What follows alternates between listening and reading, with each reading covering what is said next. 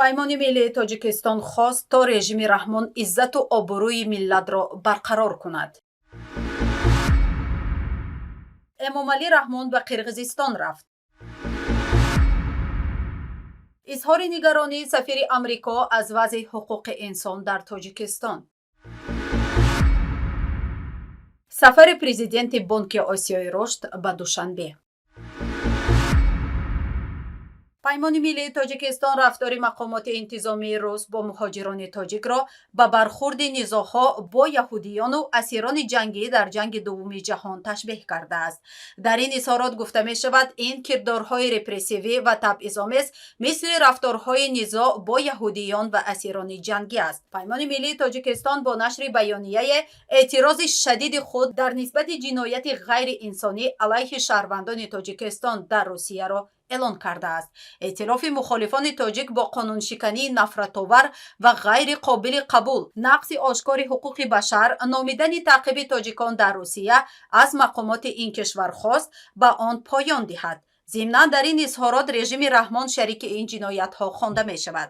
дар ин изҳорот гуфта мешавад, дар рӯзҳои ахир мақомоти интизомии рус дар ҳоли сукуту хомӯшии комил ва беамалии режими Эмомалӣ Раҳмон як маъракаи васеъе аз боздошту ҳамалотро болои тоҷикҳо оғоз кардаанд. баёнияи паймон мегӯяд, ин ҳамалот бо таҳқири барқастонаи шаъну шарафи инсонӣ ва миллӣ ба таври ваҳшиёна маҷрӯҳу захмӣ кардани донишҷӯёни тоҷик дар хобгоҳҳо ва коргарон дар ҷойи корашон сурат мегирад. бар асоси изҳороти паймони миллии тоҷикистон, тоҷикистониҳо ба хусус донишҷӯёни муҳоҷирони корӣ бар асоси қонун ва мутобиқ ба низоми рафтуои бераводиду дигар меъёрҳои таъйиннамудаи Русия, ки ба будубоши шаҳрвандони кишварҳои иттиҳоди давлатҳои мустақил дар ин кишвар иҷозат медиҳад, ба сар мебаранд. зимнан дар он гуфта мешавад, мо аз мақомоти Русия тақозо мекунем, ки ба қонуншикании нафратовар ва ғайри қобили қабул алайҳи шаҳрвандони Тоҷикистон, нақси ошкори ҳуқуқи башар аз сӯи кишваре, ки барои худ эҳтиром қоил аст, поён диҳад.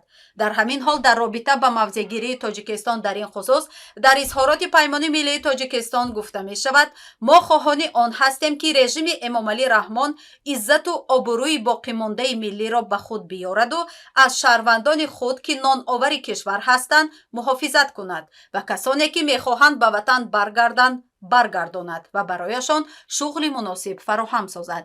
ин шеваи корро паймони миллии Тоҷикистон танҳо роҳи раҳоии муҳоҷирони корӣ аз басиҷи иҷборӣ ва марги бемаънӣ дар ҷанги Украина унвон кардааст. зеро ба гуфтаи паймон, масъулияти таҳқир, ранҷ ва кушта шудани шаҳрвандони Тоҷикистон байни режими диктатории Эмомалӣ Раҳмон ва мақомоти Русия ба таври баробар тақсим мешавад. субҳи имрӯз 2 июн раисҷумҳури Тоҷикистон Эмомалӣ Раҳмон барои ширкат дар саммити дуюми сарони давлатҳои Осиёи Марказӣ Иттиҳоди Аврупо ба шаҳри Чолпон-Отаи ҷумҳурии Қирғизистон сафар кард. гуфта мешавад, ин нишаст дар 2 ва 3 июн баргузор мешавад. сафари Раҳмон ба Қирғизистон бо гумони ғолиб ба ҳавопаймои $93 миллион дар пайи хомӯшии комили ӯву ҳукуматаш нисбати таъқиб, таҳқир ва латтукӯпи ҳазорҳо тоҷик дар Русия дар 2 ҳафтаи ахир сурат мегирад. тибқи иттилои дафтари матбуотии раисҷумҳур, дар ин сафар вазири корҳои хориҷӣ, ёрдамчии раисҷумҳур оид ба масъалаҳои иқтисодӣ, вазири рушди иқтисод ва савдо ва дигар шахсони расмӣ ӯро ҳамроҳӣ менамояд.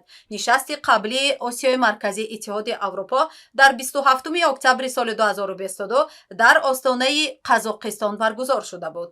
таи он дидор раиси шӯрои Иттиҳоди Аврупо Чарлз Мишел бо истифода аз фурсат оғози лоиҳаеро ба унвони пайванди энержии пойдор дар Осиёи Марказӣ муаррифӣ кард. ба назари сиёсатмадорони аврупоӣ, он барои тақвияти сиёсати миллии гузар ба системаи энержии пойдор ва тавсеяи сармоягузорӣ, зарфият ва энержии таҷдидпазиру муассир ироа шудааст.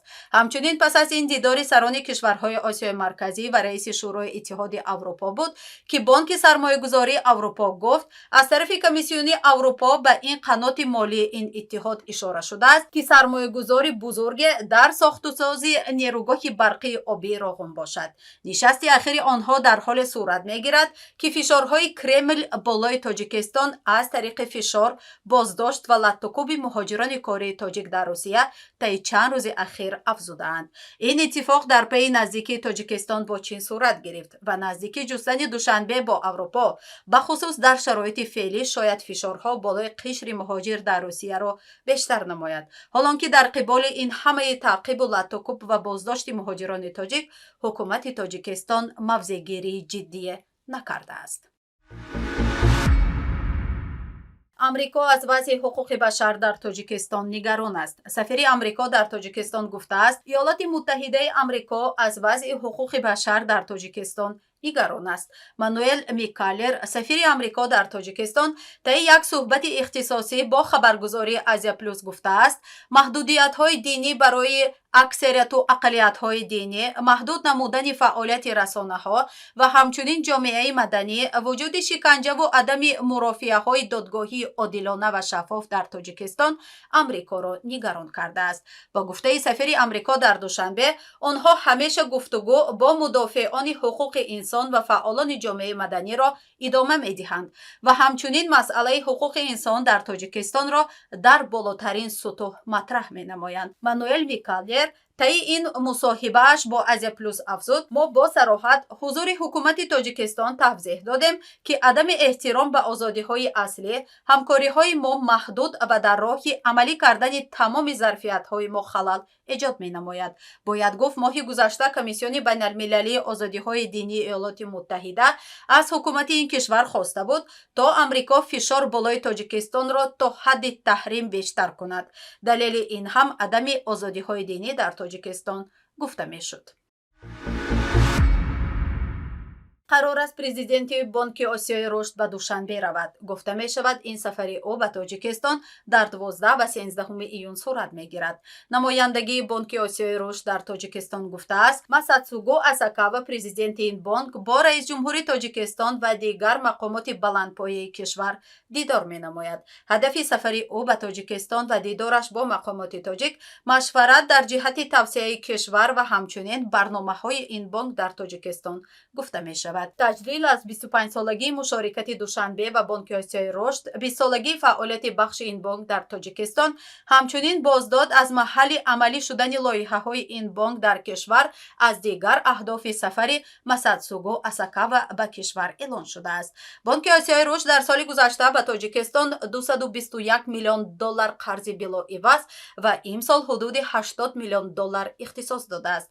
توافق شده است که سال آینده این بانک به کشور 240 میلیون دلار گرانت دیگر می‌دهد. انتظار می‌رود بانک آسیای رشد اجرایی کردن دو طرح در تاجیکستان را تایید نماید که از آنها توسعه انرژی و بالا بردن دسترسی و کیفیت علوم طبیعی، فناوری، مهندسی و ریاضی در تعلیمات عمومی میانه نام برده می شود. استراتژی مشارکت بانک آسیای رشد و تاجیکستان در سالهای 2021-2025 حمایت از اصلاحات ساختاری برای توسعه و بسیج منابع، افزایش کار تولیدی از حساب سرمایه انسانی و مساعدت به بالا بردن سطح زندگی از حساب سرمایه گذاری در اقتصاد را شامل می شود.